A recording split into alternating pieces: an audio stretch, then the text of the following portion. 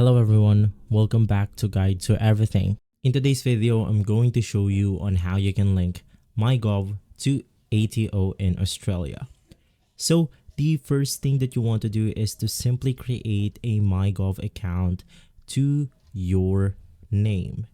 Now, we are tackling the official steps or guides from the Australian Taxation Office. And so the first thing that you want to do is to create a MyGov account. From there, we then need information that we need to link with the MyGov to our ATO account. So this is also another official article right here from ATO. So in here, we have the list of information. One, we have bank account details. Now we only need two of these informations right here. So if you cannot provide one of these informations, you can just choose another question.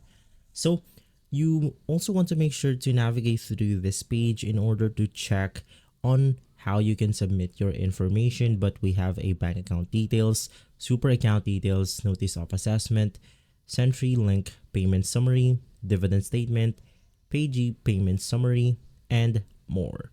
Now, once again, you only need two of these informations right here. And if you cannot provide any one of them, you must contact ATO and navigate with them. So right after that, you then have to simply enter to the MyGov account, which will go ahead and look something like this.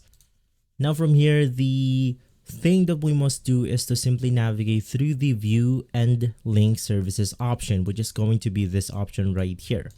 From there, we will then be taken to this page, and then you want to select the Australian Taxation Office.